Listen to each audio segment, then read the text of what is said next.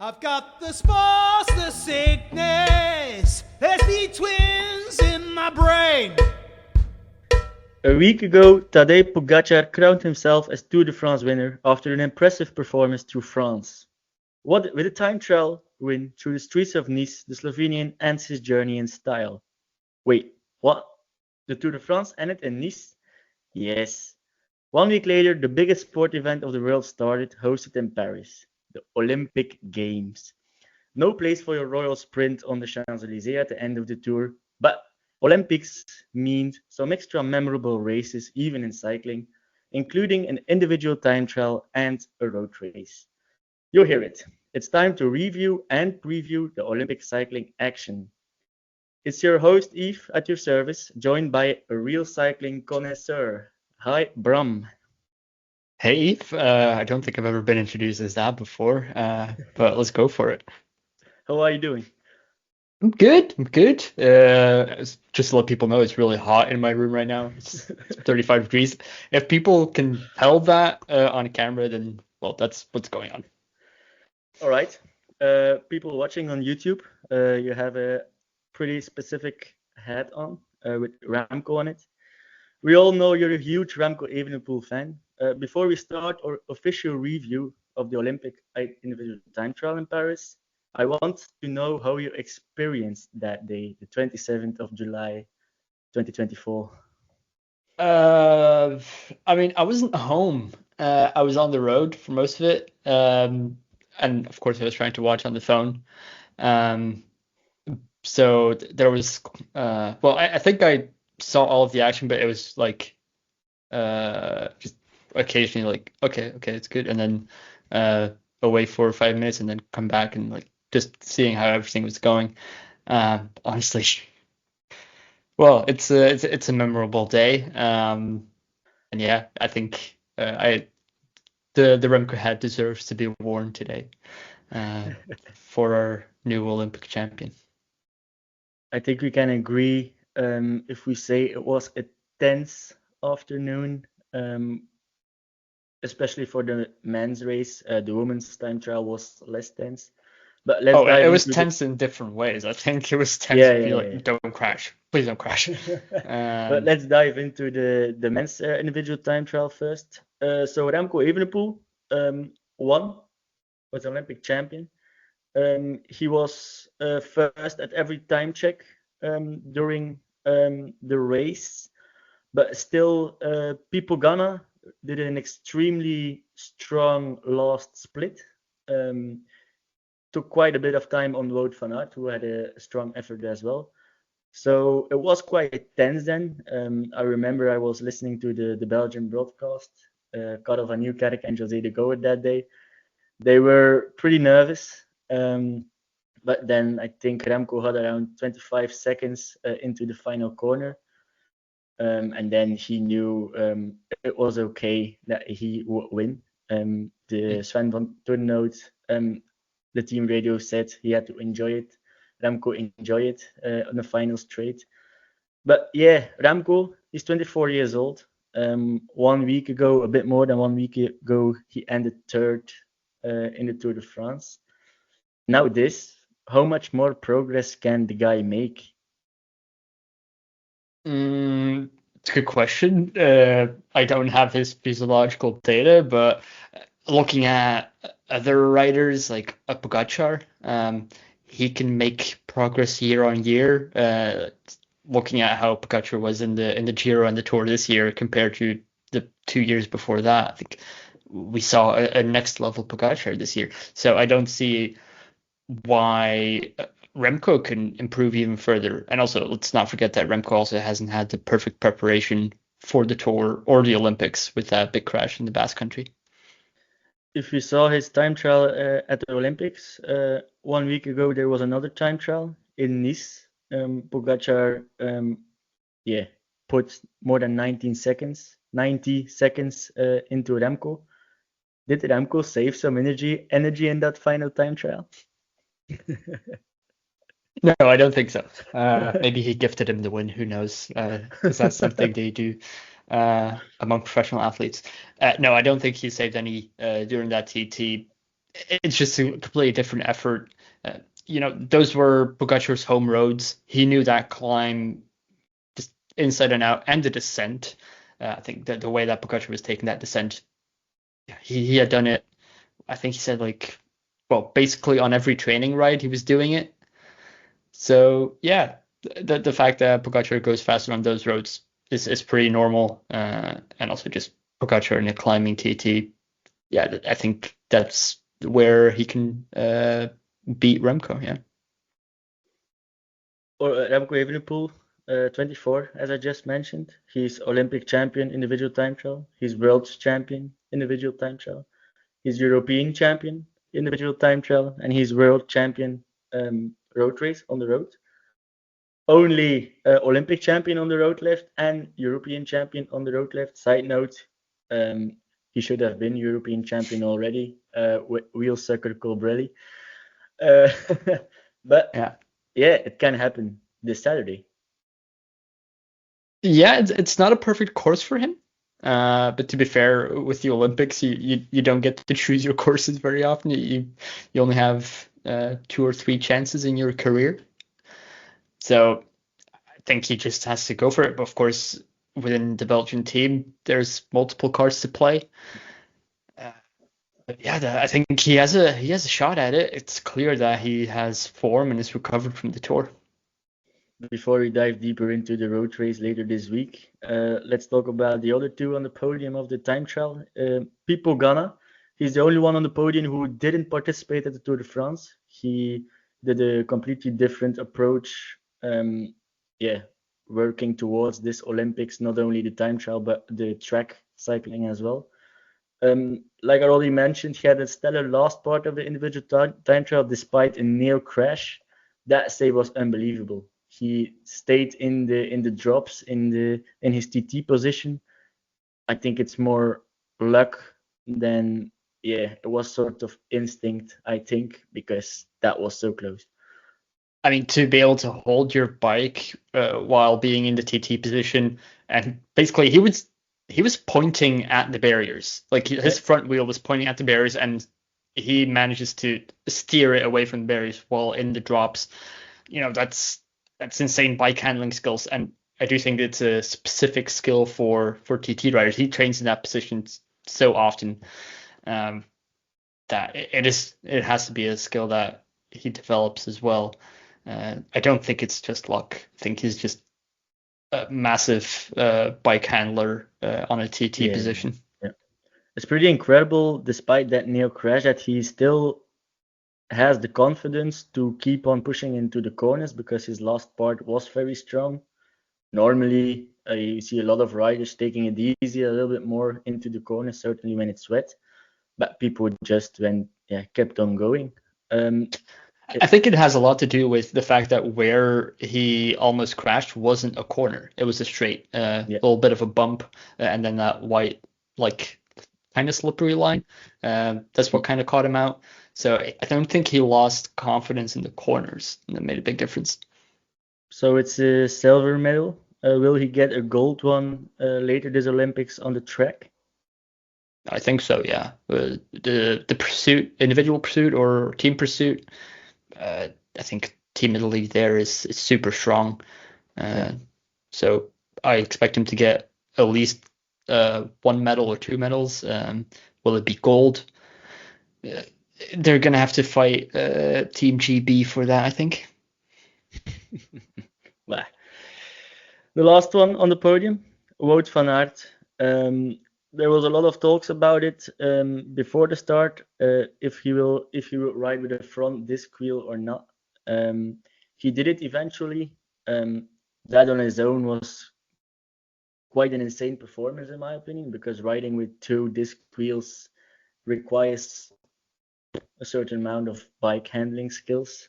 It saves up to 17 watts, according to Mathieu Haybour, performance manager within Visma Lease Bike.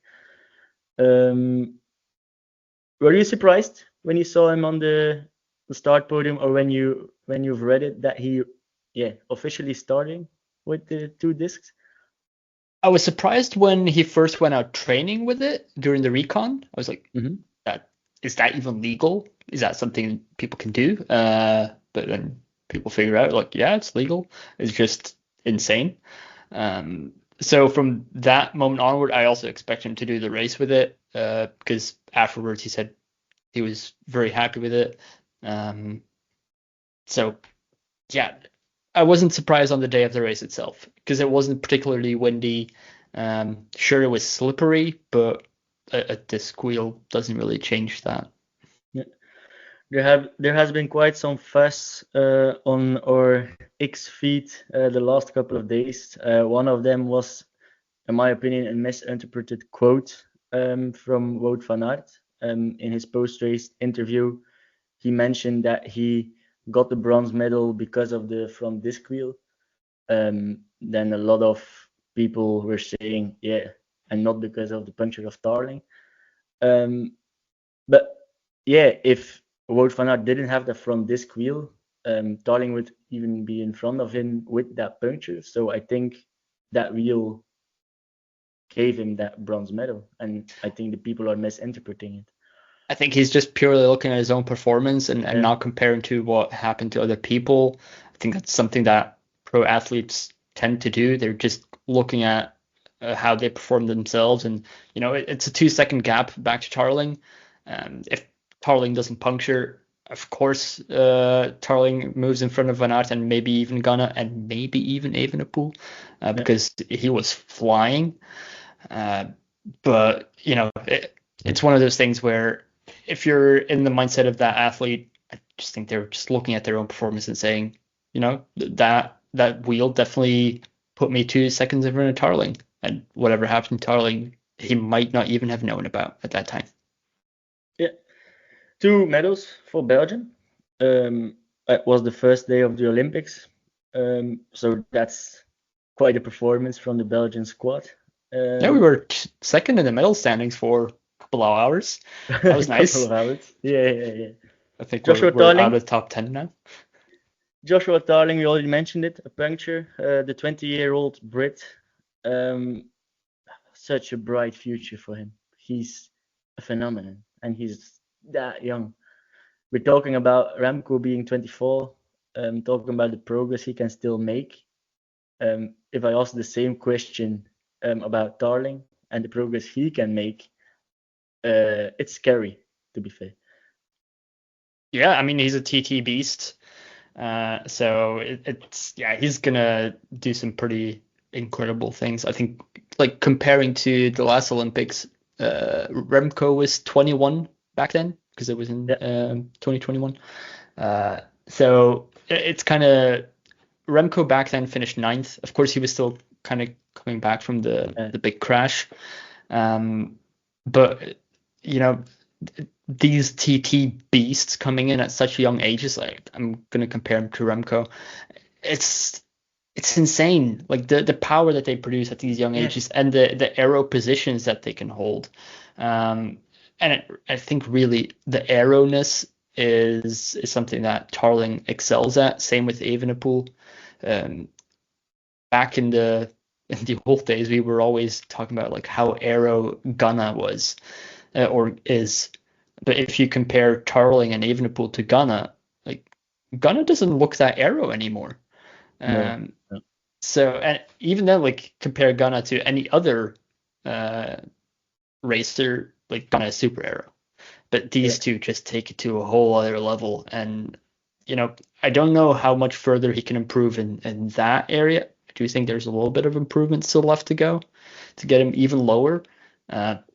But the power, Jesus Christ. I think he would have been in a shout of gold, not for that puncture. Because you didn't. You have that puncture. You have the seconds before you switch bikes that you realize you have a puncture, so you slow down already quite a bit there, and then you have to, restart again, get into that cadence. And I think Joshua did a pretty strong to get into rhythm, right away again, because like he's only 2 or 3 seconds behind Van Aert being third. And if you look at the splits, he didn't really lose a lot of time on Evenepoel on the other time checks. So he lost his time because of the bike swap. But besides that, it was quite even with Remco. So I agree with you that he would have been a contender for gold, maybe. Of course, it's part of the sports, or like Karel mentioned in the broadcast, he said you have to ride next to the holes and not in it. But yeah, still, yeah, indeed, he said that. But yeah, Ineos has gold in their hands, and they can't lose Starling this transfer window or the next years, because he's the future for them. I mean, there's been other British riders that we've called the future for Ineos. One of them won gold today in another discipline.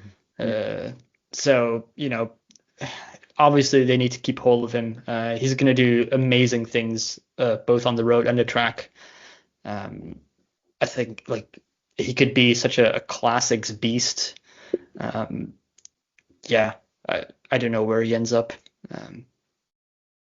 I have one more name to mention.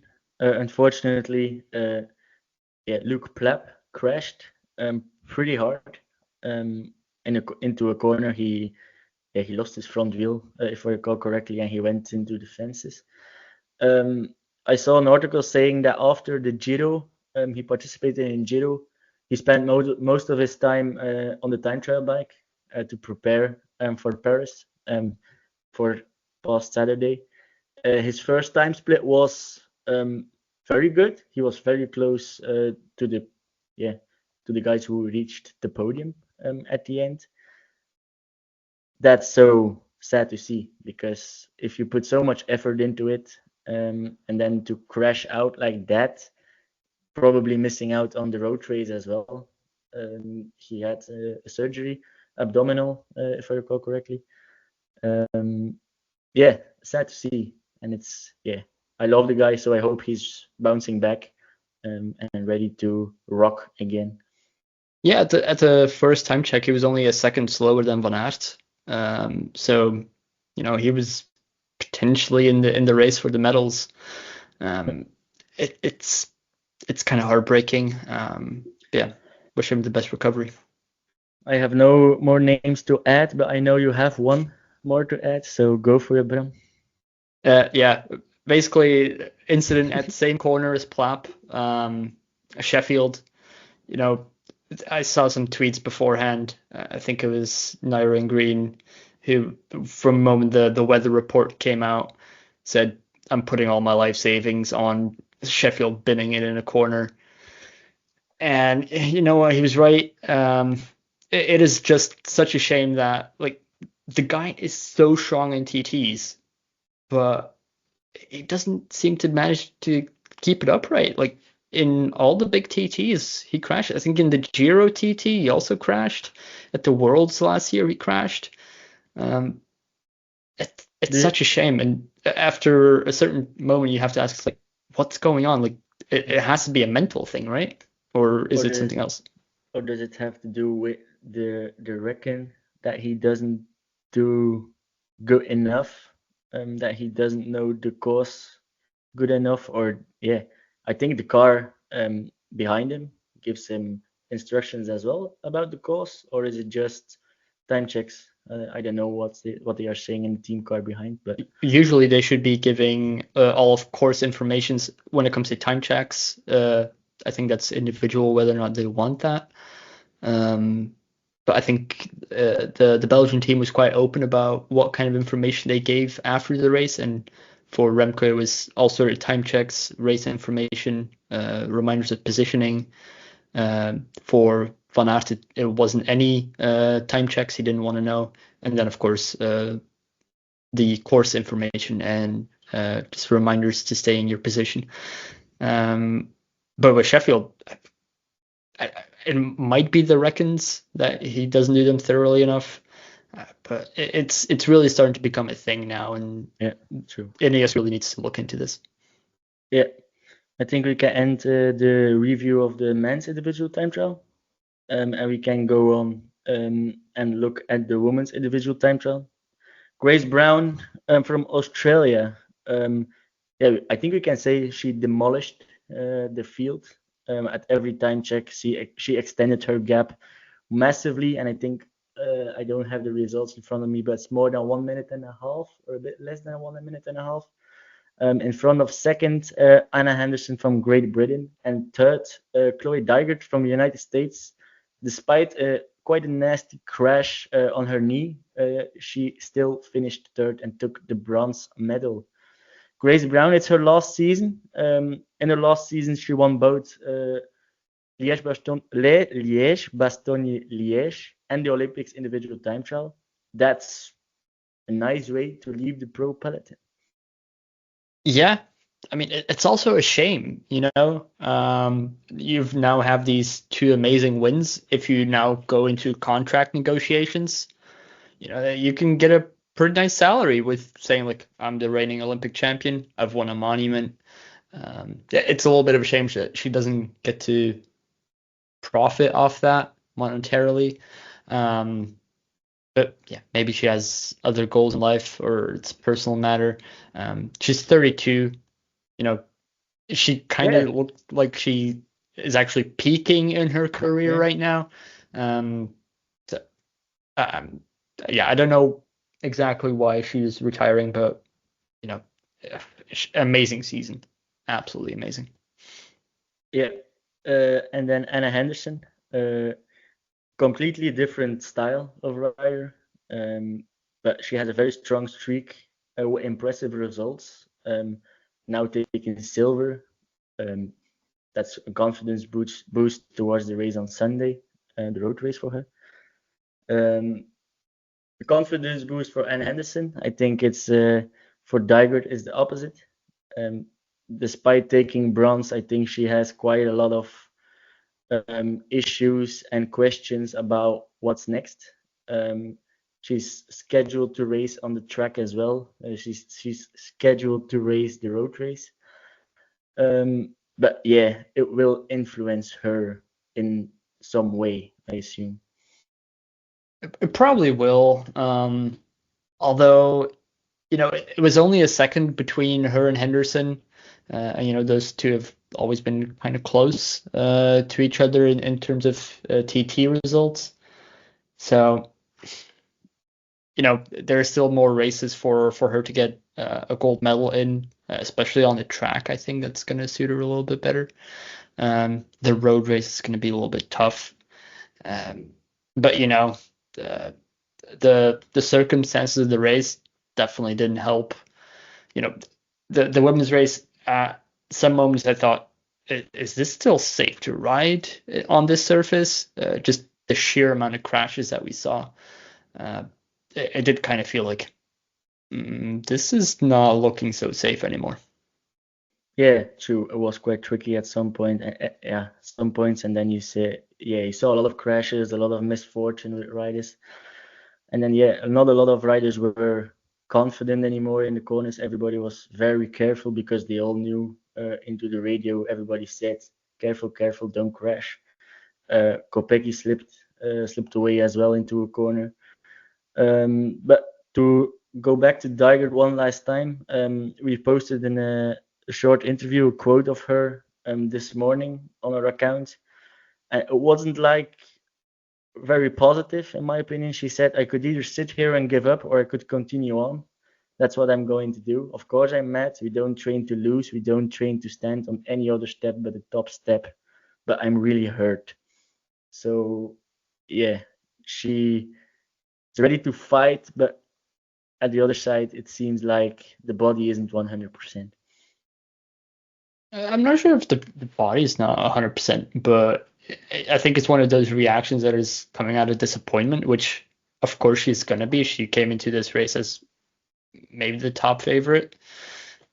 So to then only get bronze, it's super understandable that, she's not feeling that well about it. But on the other hand, you can kind of get a revenge type feeling where I'll show them on Sunday or Saturday what I'm made of, and that we might see that.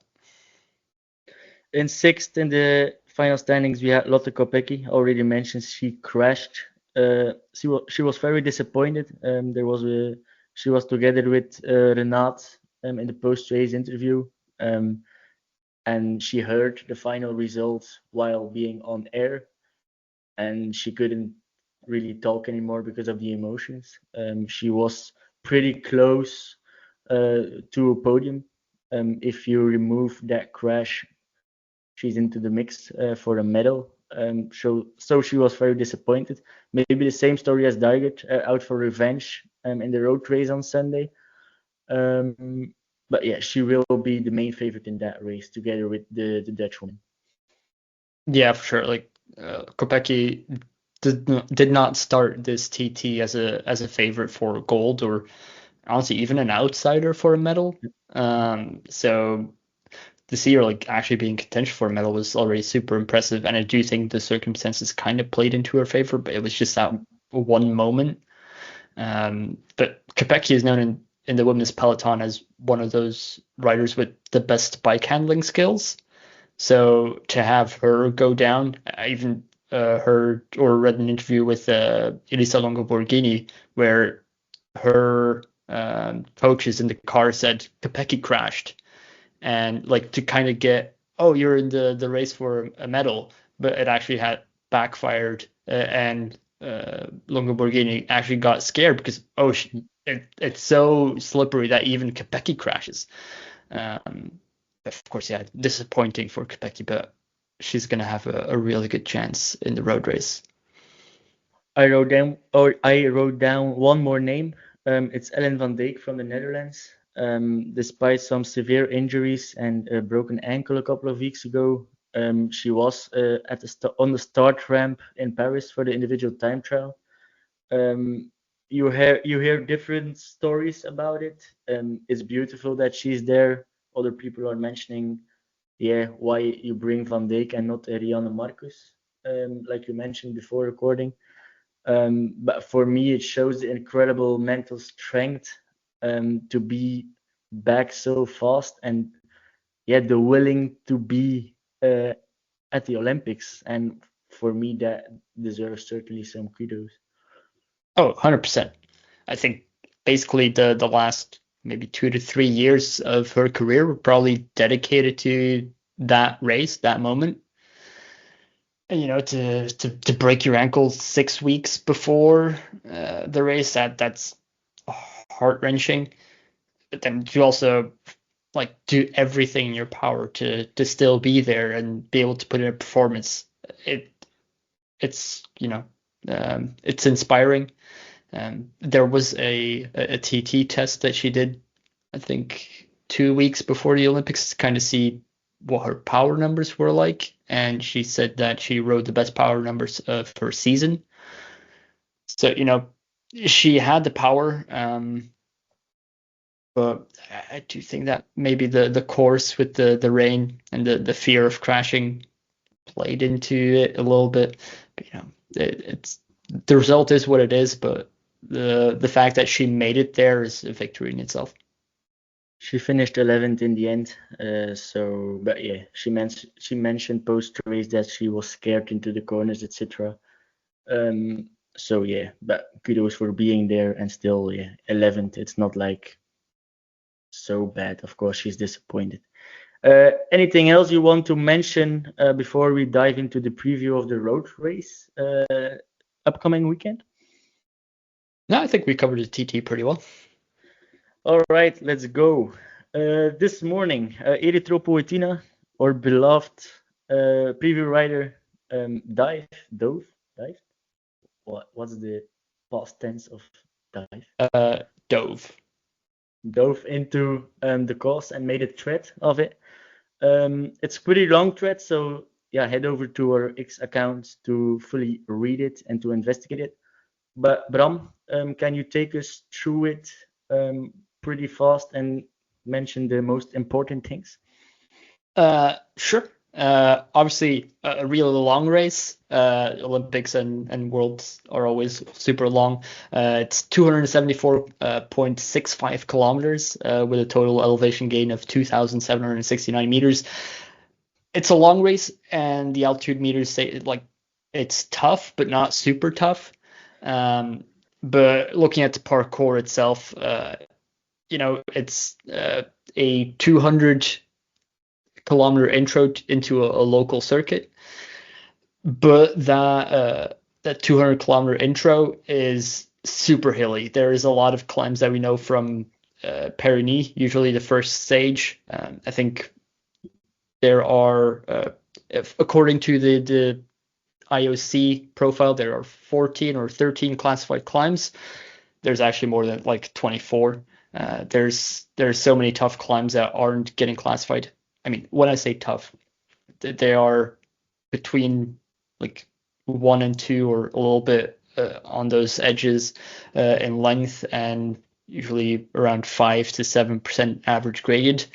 Those are not super tough, but it's the accumulation of them, getting some tiredness in the legs before they enter the final circuit. This is definitely going to cause some attrition.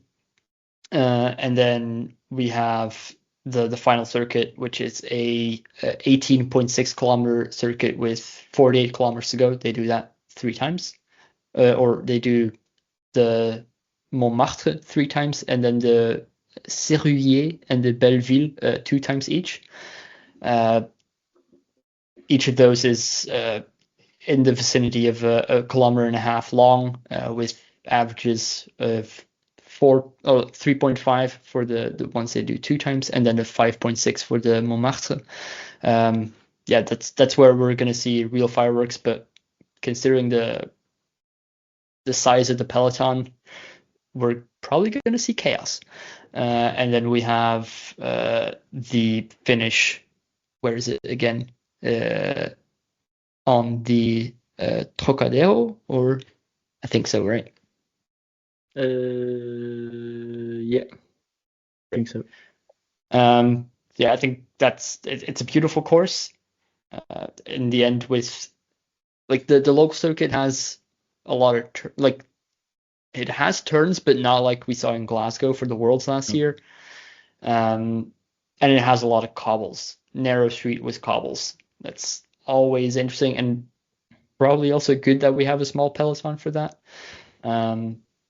But I think this is going to be a very attritional race, even though it's only 2,700 altitude meters. We're going to see an epic, chaotic race. I think it's important to note as well, the local circuit is 18.6 kilometers, as you mentioned, and 4.7 of that is cobbles. It's not Paris-Roubaix cobbles, of course, but still a cobbled section. Yeah, you have to push a little bit more watts than on the asphalt. So that suits the classic riders a bit, I think. If it's rains, but it's not going to rain, it's going to be pretty hot. But it's going to be an interesting race. We saw Erythropoetina preview it as well, saying that it suits a lot of riders, and it's hard to compare with any other race. He mentioned it's a mix between Paris-Nice, the Worlds in Leuven, and Harrogate, with a hint of the Flemish Ardennes. So you hear it. It's a bit of everything. The race could explode very early on the big loop. That sentence, and if we put it next to 90 participants, that's chaos, like you already mentioned. So yeah, I think it's going to be a phenomenal race.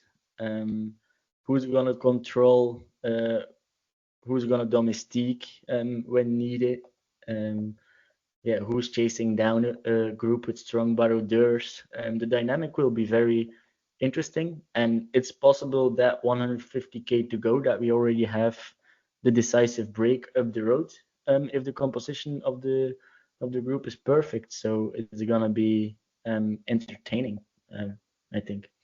Yeah, definitely with the size of the teams, and we'll go over them in a bit. Those really, like the largest teams bring 4 riders, and you only have 3 of those. So, having, is there gonna be like a small breakaway with countries that are just having 1 rider? In the Worlds, we see that quite often. Will we see that today in this race? I kind of doubt it, but I'm also interested in seeing it. And who's then going to bring them back? Yeah, This is one of those unpredictable races. yeah, like we're doing a preview here, and we can look at the course, we can look at the participants. But if someone asks me, how do you see the race develop, or how do you see the dynamics of the race, I have no clue at all, to be fair. An Olympic race is always so difficult to predict, so different than the World Tour races we see, or the Dot Pro races we see the whole year. So it's going to be very interesting. Before we run through the start list, I would like to mention, I don't know if you saw the interview with Jens Vogt on Tutti Web or Tutti Ciclo, an Italian newspaper or an I online didn't see that. newspaper. No. What did he say? That he mentioned that he's not really a fan of the Olympic format. 90 participants for the second longest race of the season. That combination is, yeah, not really that good. He says it can be very boring, that or there is no break at all, and it's just waiting until they arrive at the local lab. Or, like I already mentioned, the strong group is gone with 150k to go, and everybody in the big bunch, is happy with it and let us go. So he's not really a fan of it. What do you think of this format? You haven't seen his comments, but are you a fan of the format, of the Olympic format? I mean, we don't really know what's going to happen yet, so I want to see it play out before I really make my judgment on it. But you do have these small teams, and I do think that is an interesting format where you have these teams of maximum 4 riders. That's going to bring chaos because you don't really have domestiques that you can just use up, and someone else will come, and like you have to be so careful with the efforts that you do or that you have your teammates do. That's going to make it a very different race to whatever else we get to see. And then you have so many just solo riders who don't have a team at all. Like, how are they going to plan their race? How are they going to make their efforts? It's so unpredictable that way. So, maybe it will be boring, and after 50k, a group rides away with all the favorites, and everyone else behind is like, okay, that's our race done. We'll just ride into Paris and go to the bus. It's entirely possible. But, All right, let's dive into the start list. We're gonna start with Team Belgium.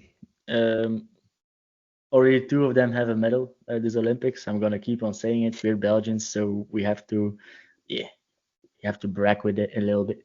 Remco Evenepoel, Wout Van Aert, Jasper Stuyven, and Tish Benoot. The 2 leaders are Evenepoel and Van Aert. But then you have Stuyven and Benoot right behind that. Erythropoietina mentioned that it's a little bit similar to the Worlds in Leuven, and who was the best Belgian in the World Championship in Leuven? Jasper Stuyven. So he's going to be very strong, and he's going to have an important role as well. Although, you're only with 4. You need some domestiques. So who's going to start domestiquing is probably going to be Benoot, the first to be sacrificed when needed. But I don't think so, actually. I think Belgium is here with one of the bigger teams. We have 4 riders. With the caliber of these 4 riders, I actually think they're going to race it super offensively. That they're just going to put someone in every move or try to create the moves, and I don't think there's a rider here that's going to close down gaps. But to be fair, there's very few riders in this entire peloton that have been brought to close down gaps. It's just, if you're in the right move, you're in the right move, and you have a chance at a medal. It is a little bit more of a lottery, but I think all 4 of these have a chance at a medal.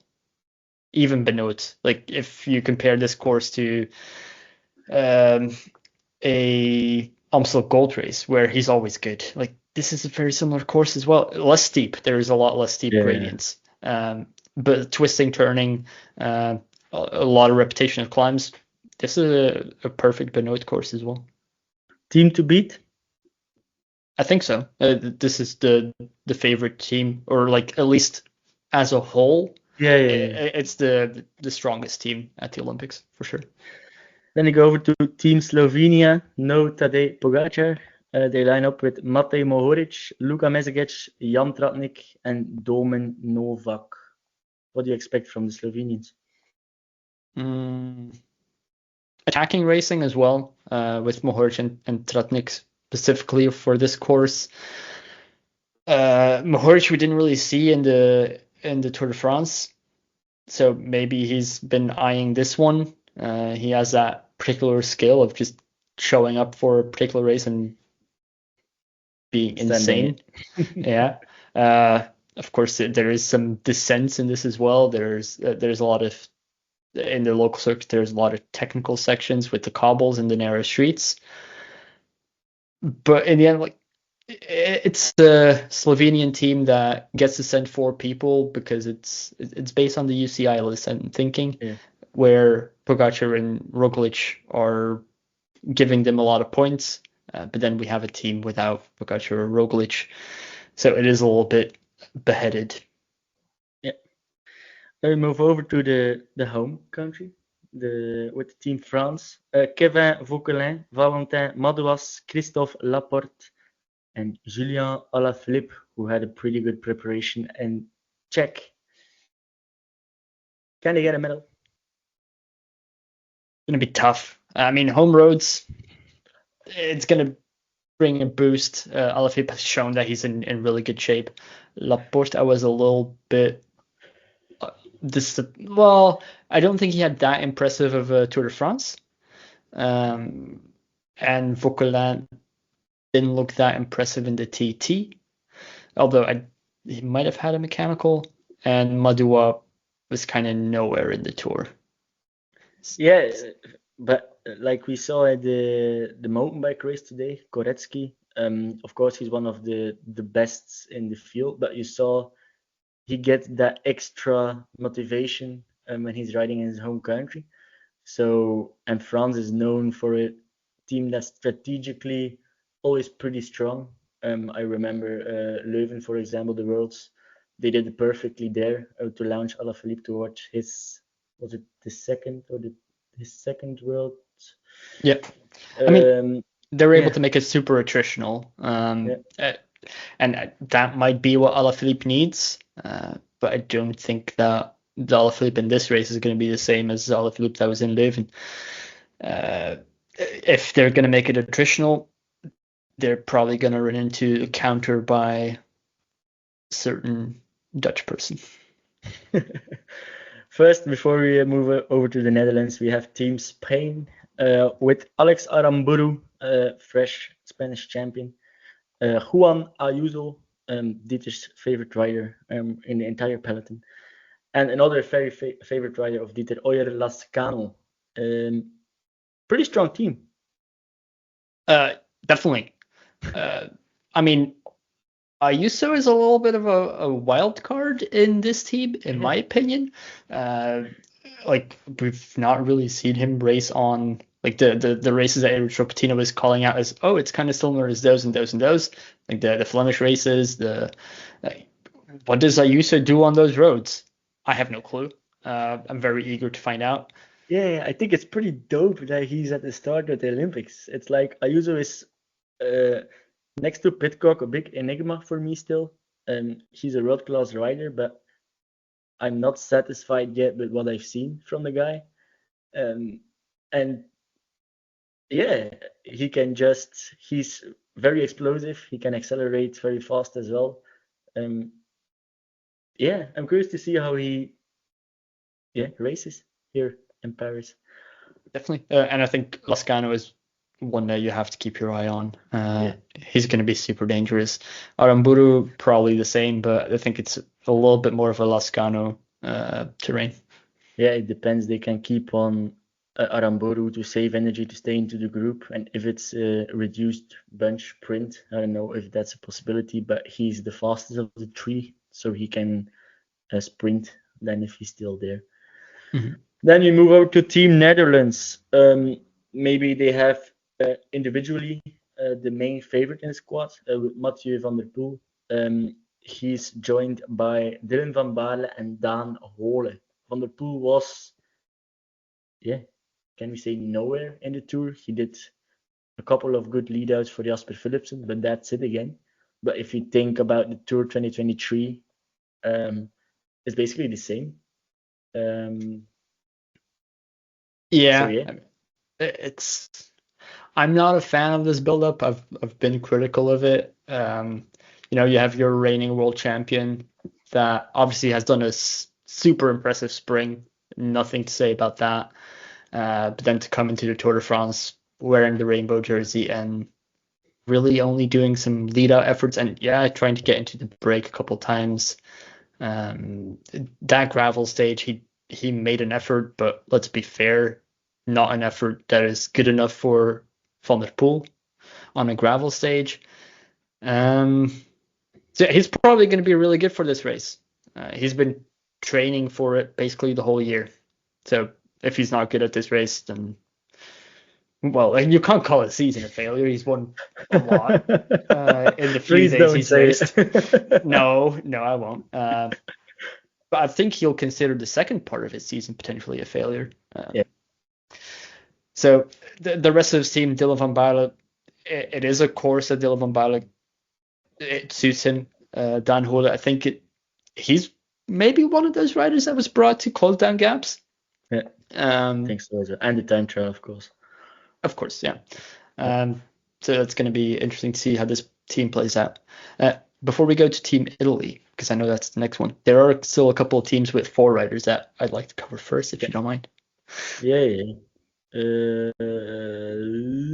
Great Britain is one of them, and Denmark as well. That's it, I think. So let's start with Great Britain.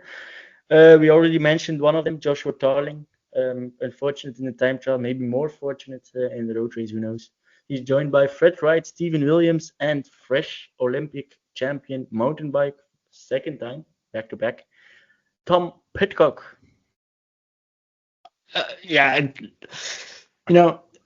With Pidcock, we have no clue what he's going to do. We never really do. It's always a pain previewing a race that Pidcock is at, because he's either terrible or he's amazing. There's very little middle ground with the guy. So clearly he has got legs, because the way that he rode that cross-country mountain bike race is super impressive. And then we have Tarling.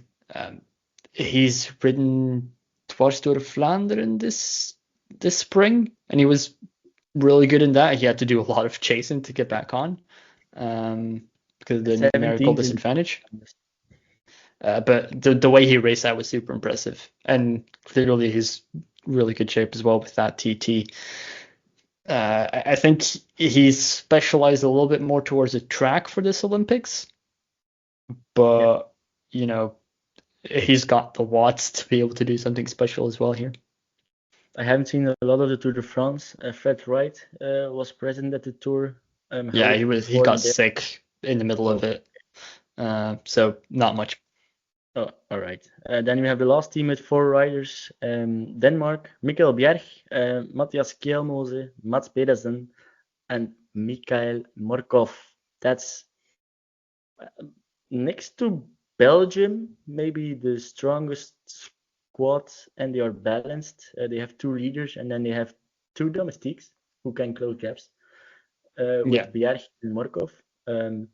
But I rate Kjelmose pretty high. Like, Pedersen is an obvious choice, of course, because he's going to be at the front. We're sure of that. But Kjelmose was good in Glasgow last year. And it's their whole team was excellent in Glasgow last year. If they tried the same tactic on this circuit, well, to be fair, getting all 4 of them to the circuit this time is going to be near impossible. Near impossible. But if they do these efforts on all the climbs on the lap south, then they're going to make this super attritional, especially with like Morkov. Like, he's the lead out guy for Cavendish. The fact that he's here for this course with all these climbs, I think that shows their strategy is going to be similar. Yeah. Then let's move on to, or do you want to add something about Mats Pedersen? But I think it's pretty clear. He's one of the main favorites. I'm curious how he's recovered from his crash at the Tour, because True. I've not really seen much info about that. Like how he's feeling. I also haven't particularly looked for interviews, but he's coming I haven't into a seen course that really anything. suits him. Yeah. So yeah, if it's a reduced group with 5 or 6 who's going to line, he's one of the fastest, maybe the fastest. Yeah, but So I yeah, do want to say if you recall, maybe with the four rider teams, Denmark is one of the best, but United States, that's yeah, an insanely stacked squad. It's only 3 riders, but the 3 riders that are there are pure class. yeah. It's Brandon McNulty, Matteo Jorgensen, and Magnus Sheffield. It will depend how Sheffield recovers from his crash in the time trial, of course. But it's a stacked squad. McNulty is doing insane numbers, or was doing insane numbers on training, according to Dieter. Jorgensen had a very strong Tour de France, particularly a good last week of the Tour de France. So yeah, that's a strong squad, but yeah, they all 3 have to finish solo because they don't have a sprint. True. But, I think it's a course that does allow for a solo finish. I don't think we're going to see a sprint. Or maybe a sprint with 2 or 3, but it's not going to be a sprint with 10 people. I think the people are going to want to blow this race up very early on to kind of prevent that from happening. Let's move on to Team Italy. Alberto Bettiol, Luca Mozzato, and Elia Viviani. Yeah, only one contender in this squad for me, being Alberto Bettiol. I don't want to disrespect Mozzato and Viviani, but Viviani is way over his peak. In road cycling, on track cycling, he's still very good, and Luca Mozzato is just not good enough, in my opinion. Yeah, I completely agree with that. It kind of looks like they misread the course and made the selection based on that. Like that, it looks that, oh yeah, it's Paris, it's kind of flat. Let's bring these guys. But I think Viviani's just there because he's there for the track. They didn't want to book an extra hotel room, so you just said Viviani do the road race as well. To be fair, he did that. I think he did it in Tokyo as well. He did the road race and then won Olympic gold in, I can't remember the pursuit. No, it's the elimination race, was it? I think. Yeah. Like a couple of days later, or was it even the next day? It was pretty insane. close to each other. Yeah. Yeah, just do the road race and then go on the track and win. Like a road race that back then also really didn't suit him. The Tokyo race. So. Yeah.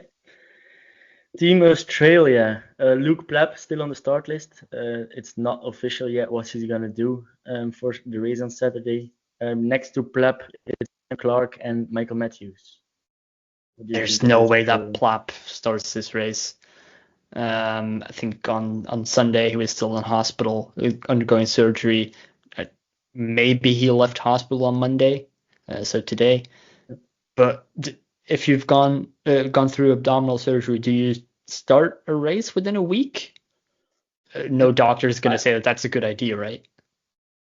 No, but yeah, we know the mentality of pro riders, and if they have a little chance to line up at the start line, they want to, certainly when it's Olympics.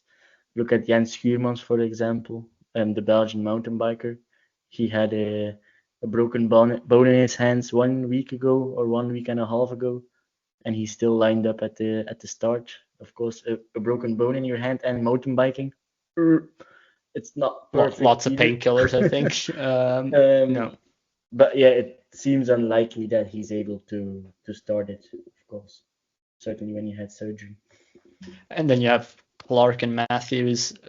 It is a little bit of a Matthews course. It should kind of suit him. But during the tour he had a lot of health issues and it didn't really happen. Maybe it happens now, but It's going to be very, very hard. Like, I think he's one of those outsiders for a medal, though. He has this way of just showing up and surprising. And considering the course, I wouldn't be surprised with Do Matthews. we put him into the same type of riders as Christophe Laporte? I think he has a very similar skill set, yeah. Surviving the climbs is something he can Like do. two guys who sprint for victory and then a reduced bunch sprint for bronze, like Laporte did in the Worlds in Wollongong. Yeah, exactly. So it's something like that, maybe. Yeah, Uh, I can follow that way of thinking. Then Team Switzerland, Stefan King Kung, and Mark Hirschi. Yeah, that used to be Stefan Bischiger that was on that list, but he's got swapped out because suddenly he's fatigued after doing a TT. Yeah. Yeah, I don't believe that for a second, but let's trust the Swiss national team. It's better to have Hirschi on the start line than Bissiger, though.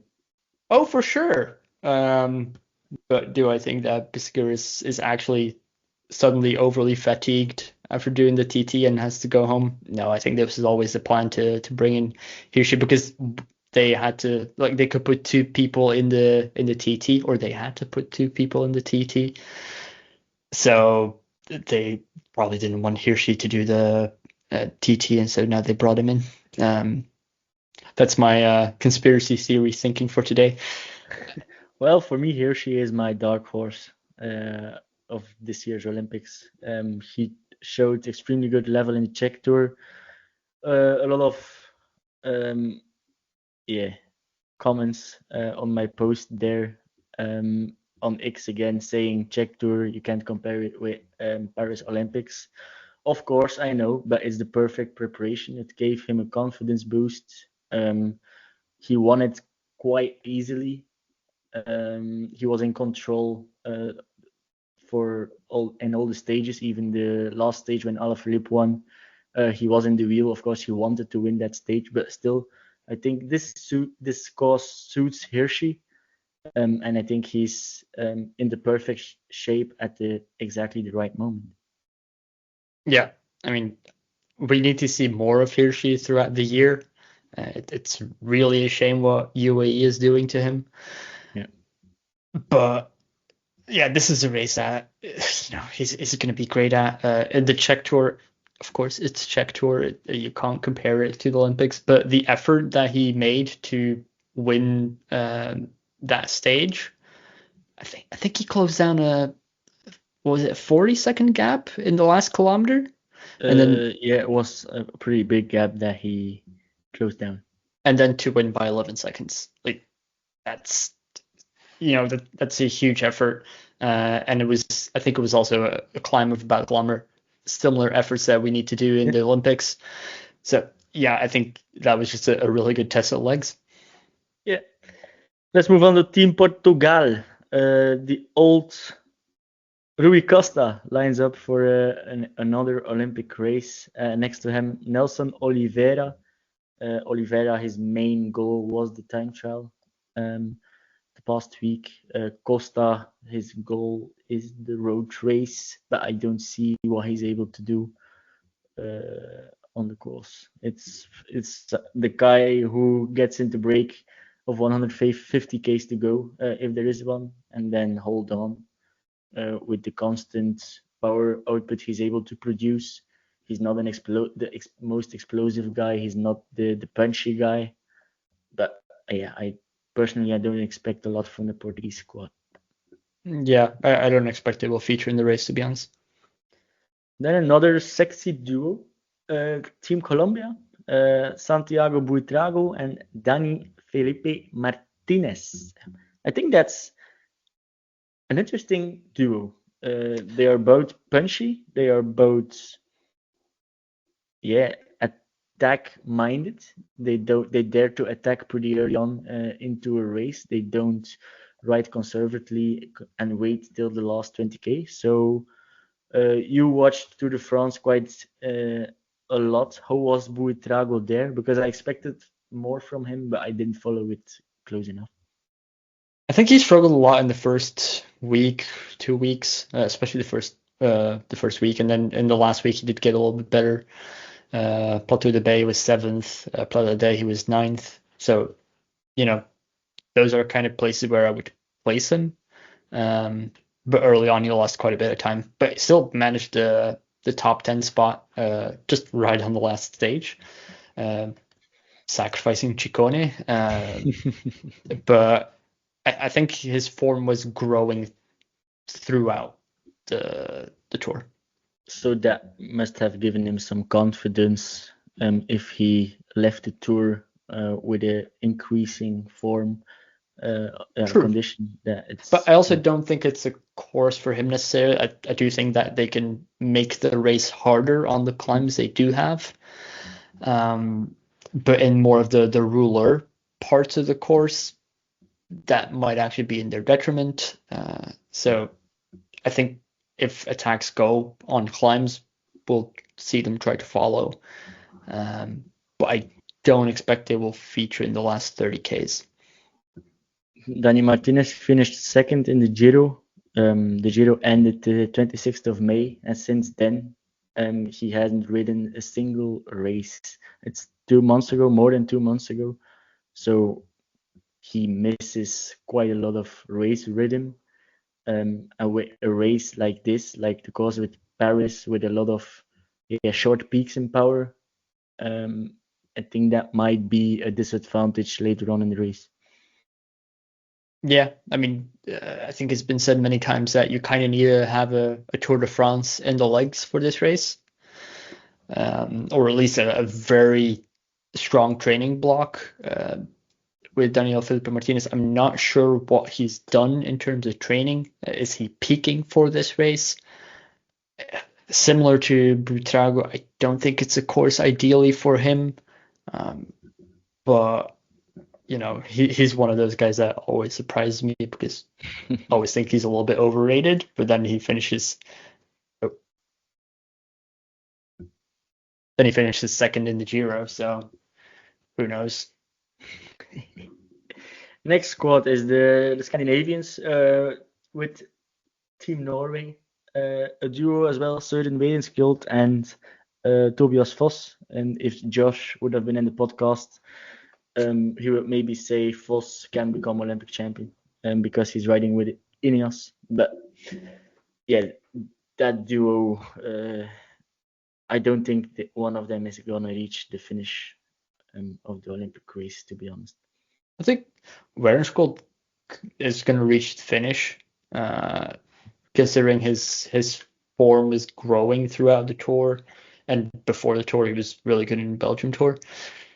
Of course, Belgium tour is not the same.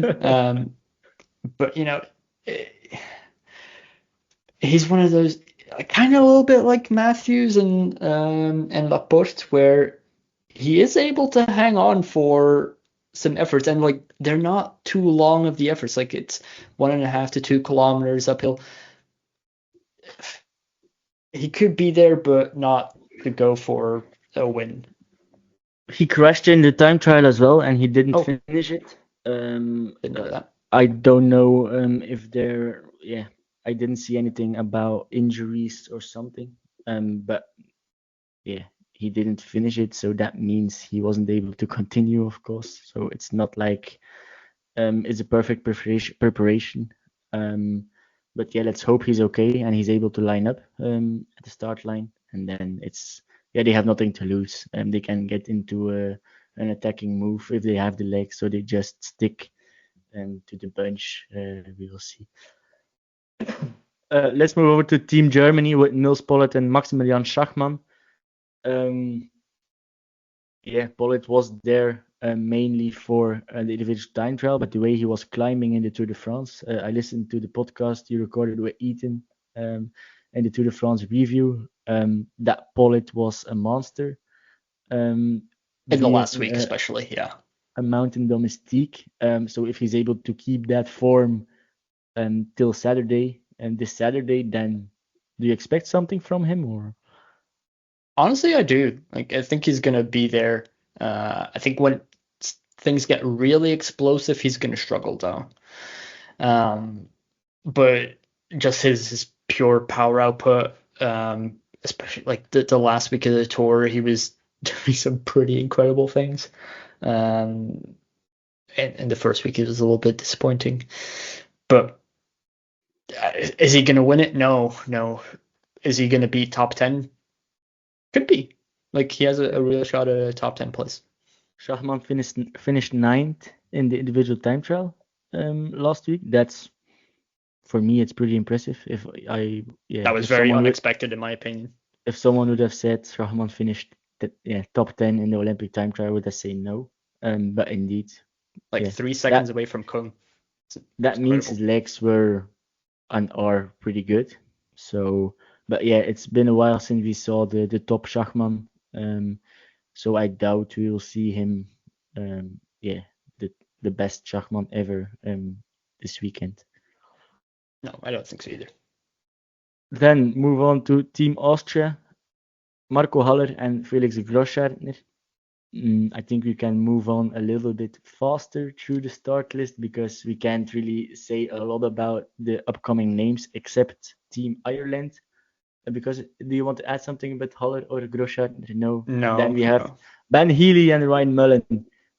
Ben Healy, the guy who keeps on attacking, who is never getting tired, who does everything to get away solo, but who fails most of the times to get away solo because he spends too much energy in too many attempts. But this race, I've said it with quite a few riders, but it suits him. And if it's an attacking race, if it's a very hard race, then he will be at the front.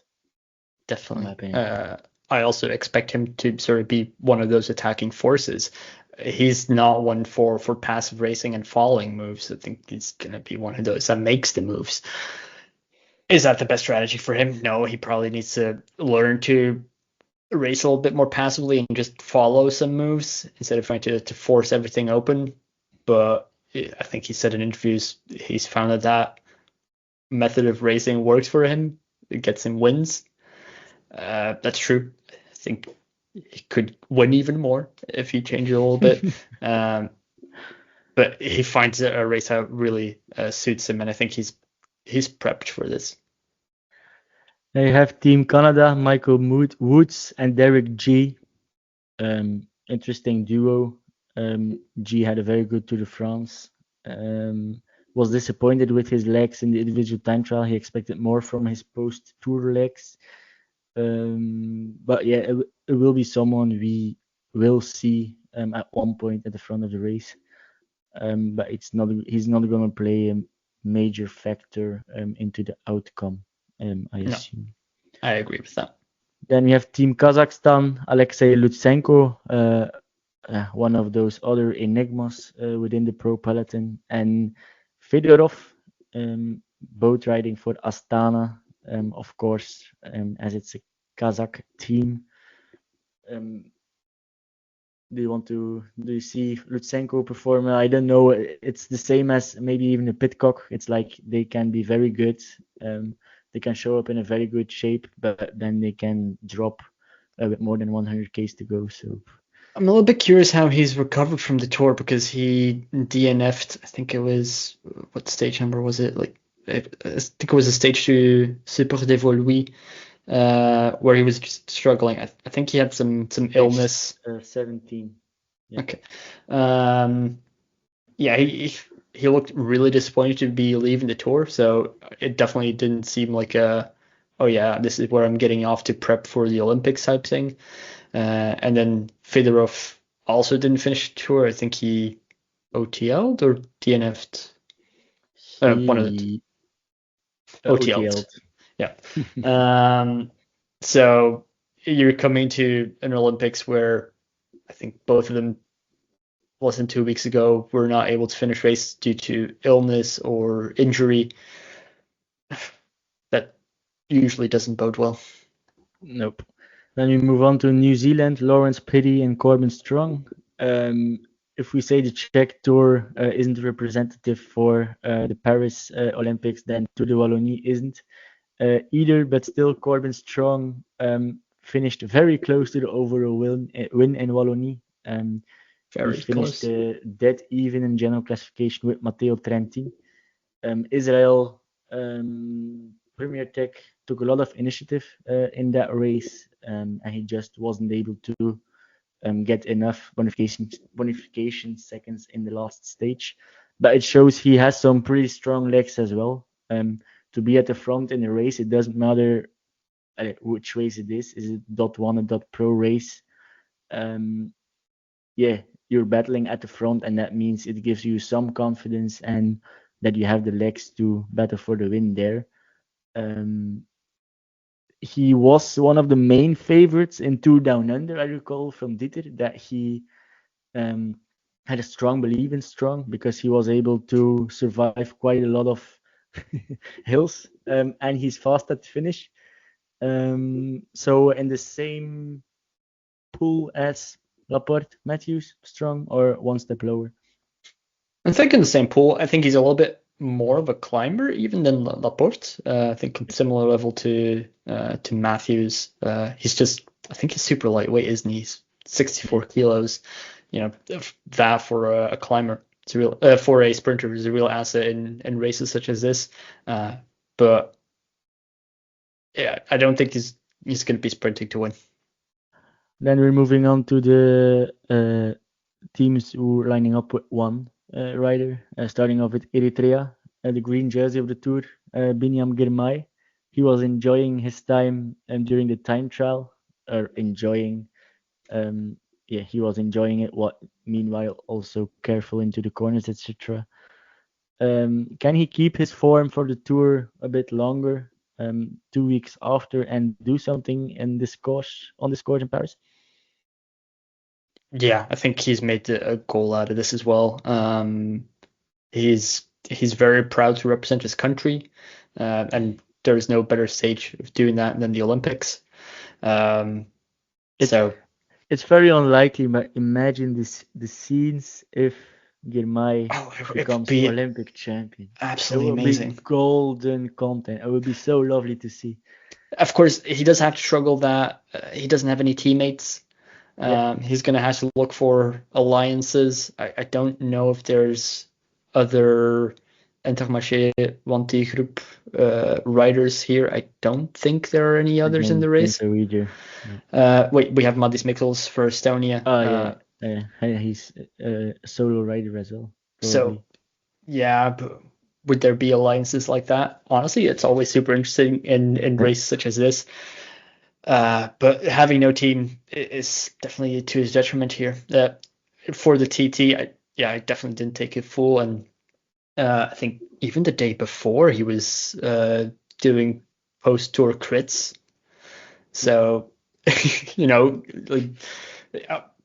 is he doing post-tour crits right now? He might even be, because they're still going on. No, he's not. Okay, that would actually be kind of funny. Between the time trial and the road race, some crits in Belgium and in the Netherlands would be it's good money. Legendary.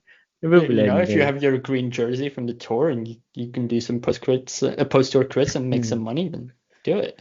But yeah, I expect him to be up there. I rate him higher than, for example, when I was saying Matthews or Strong or Laporte.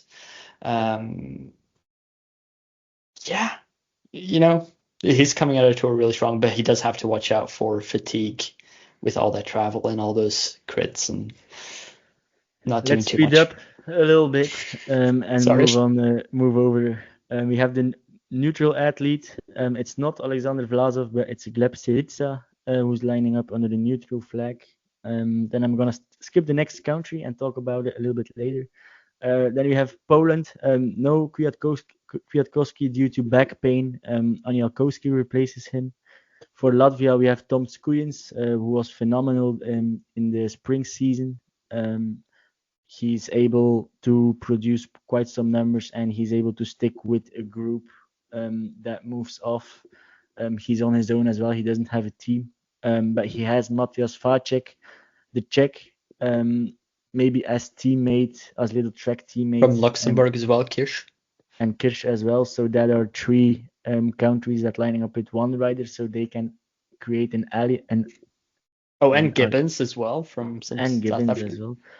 Then you have Morocco, Et Dogmi, in Mongolia, Sam Bayar, the guy from Burgos. Then for Japan, Arashiro, for Algeria, Hamza, for Slovakia, unfortunately, no Peter Sagan, but it's Kubis. Then in Uzbekistan, Bokharov, Luxembourg, Kirsch, like we mentioned earlier. Venezuela, Luis Olar, the fast guy who always shows up at the Vuelta for a top 10. Then in Israel, Itamar Einhorn, Estonia, Madis Mikkels, Turkey, Burak Abay, Panama, Franklin Archibald. Sorry for the Thai rider, but I'm not mentioning his name. It's Shaya Sombat. Then we move on to Argentina, Eduardo Sepulveda. And the rest of this podcast is going to be about Sepulveda's chances at the Olympic medal. For Ukraine, we have Budyak. For China, we have Liu. Uganda, Kahimu. Hong Kong, Low. Iran, Labib. Rwanda, Mani Zabayo. South Africa, Euro Kim. Brazil, Vinicius Rangel from Movistar, or he was part of Movistar, he's still part of Movistar. Then Uruguay, Fagundes, Sweden, Söderqvist, but that's the young Devo guy from Little Track, he's only 21 years old. And then we have Gibbons from South Africa, Serbia, Ilic, and then Greece, Buglas. The listeners who survived till here, I skipped one country, and it's a country that, there have been a lot written about it. 3 years ago, an Ecuadorian became Olympic champion, Richard Carapaz, but the Ecuadorian Federation decided to take Jhonaton Narvaez to the Olympics in Paris. What's your opinion on that? That's the right decision, considering the race that it is. Should the incumbent rider always have a spot at the Olympics? I do think so, if they're still riding. But, if they only have one spot due to the regulations they're placed in the UCI standings, then Narvaez is the right rider to bring. Like, we saw that at Glasgow last year as well, up until his crash. He was doing super well. And I think Narvaez this year has also just been on an insanely good form. So Narvaez is the right choice, but it's a real shame for Carapaz that he's not able to be there to, I don't think he would be able to defend his title, but I think the Olympic Committee should allow the country that's defending Olympic champion to get an extra spot. An extra spot into the squad and into the race. I mean, so that would. I think we have that with the World Championship, right? Yeah, we have that with the World Championship. The defending champion always has a spot reserved for to start. So they should have done it with the Olympic race as well, but they didn't. But for me, Narvaez is among the top favorites even for upcoming race. The form he showed this season already. Beating Pogacar, for example, in the opening stage in the Giro. Not a lot of people can say that this season that they have beaten Pogacar head to head. That's it for the men's start list. I think you can move over to the women's start list rather quickly. And we're going to talk about the main favorites, starting with Belgium, Kopecky. Then we have the Netherlands, who actually have 3.5 or even 4 favorites with Wiebes, Van Dijk, Vollering, and Vos. But we know with the Netherlands, it's not because they line up with a lot of individual quality that they work as a team. Imagine Olympics in 2021. It was quite messy there, and Kiesenhofer just profited from it. For Italy, we have Persico, Balsamo, Longo Borghini, and Cecchini. That's a very strong squad as well. Super The strong combination team.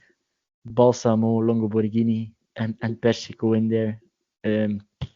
Quite scary, actually. You can put it next to the Netherlands, even. Yeah, I think so, for sure. Then Switzerland, Elise Chabi as main name. Naomi Rueg, of course, is a pretty good name as well.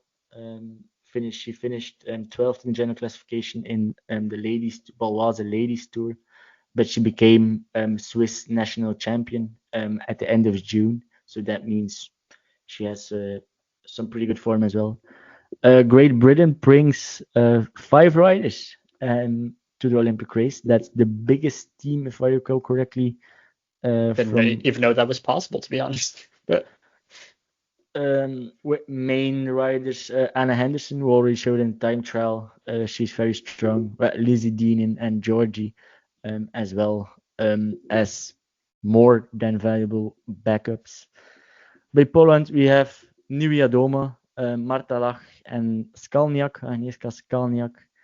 For Australia, maybe Grace Brown can even make her goodbye year even nicer with an Olympic champion on the roads, together with Rosemary Gannon. France, we have Juliette Labousse and Cordon Rago and Victoire Berthaud. Germany, Liana Lippert and Niedermayer. For Canada, we have Jackson. Denmark, we have Cicely Uttrup Ludwig and Emma Norsgaard. The USA, a strong duo with Kristen and Faulkner and Chloe Dygert. Then for Austria, we have Christina Schweinberger and defending champion Anna Kiesenhofer. But I can almost say for 100% that Kiesenhofer is not going to defend her Olympic title, except Bram, if you're going to convince me otherwise, but I don't think that's possible. I mean, with women racing in the Olympic road race, it could just be chaos like last time again, and she does the same thing again.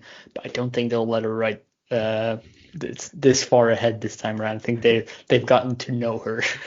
That don't do it. I have for New Zealand Kim Katzo and Niam Fisher Black, Spain Mavi Garcia and Benito and Moolman for South Africa, and then Uska Pintar for Slovenia, together with Eugenia Bujak. Then I'm scrolling through the list. Christine Majerus for Luxembourg. Dronova as an individual neutral athlete. And I think then we're almost at the end of the list. That are the most important names for the women's race. I don't know if you forgot something that you say we have to mention her, but maybe Kimberly Lecourt-Pienard from Mauritius. Yeah. I think that's a good name to mention as well. And then Blanca Vos, probably. Yeah, of course. She extended her contract with SD Works as well this week, I think. So, yeah, that's it, I think. I have one last question for you. Actually, 2 questions. Your main favorite in the men's race, main favorite in the women's race? If I want to be right, I'll say Van der Poel and Wiebes, actually. And your dark horse for both of those races? So a name that's not on the top favorite list, but that you think it's gonna do good. Narvaez and that's not that dark. No, it's not that dark. You want a proper dark horse? Yeah, I want a proper dark horse, but I don't know if mine is a proper dark horse. Yours isn't a proper dark horse either. Then I'll go Lascano. Yeah, or is that also not enough of a dark horse? Yeah, that's dark enough. And in the women's race? For my dark horse, I will go with Audrey Cordon-Rago as a dark horse. All right. My main favorite is Van der Poel, of course. In the women's race, I'm gonna say Kopecky. And then dark horse is not dark enough, but I'm gonna say it anyway. Mark Hirschi. as I expect a lot from him, and not a lot of others on X are following my ID, so he's dark enough. And then, yeah, I might say Anna Henderson, but I don't know if she's a dark horse enough. She's certainly not a main favorite. No, I she's think. not. I don't think well, she might be top 5 favorite, maybe. Like, it's a 5-person team, super strong team. No, I'm gonna disallow it as a dark horse pick. Let's go for Liana Lippert then. That's better. All right. I don't know if you want anything more to add to this podcast. I think we went a little bit fast throughout the end, so I'm curious how many people make it here. If you made it here, put a comment Yeah, saying that you made Thank it. you. Congratulations. And no, that's all. All right, that's a wrap for today's Domestique Cycling Podcast. A big thank you to our audience for tuning in. If you enjoyed the episode, consider supporting us on Ko-Fi. The link is in the description. And if you're on YouTube, hit subscribe and turn on notifications. We appreciate your support and look forward to seeing you next time. Enjoy the Olympics in Paris. Bye. Au revoir. I've got the spores, the sickness. There's the twins in my brain.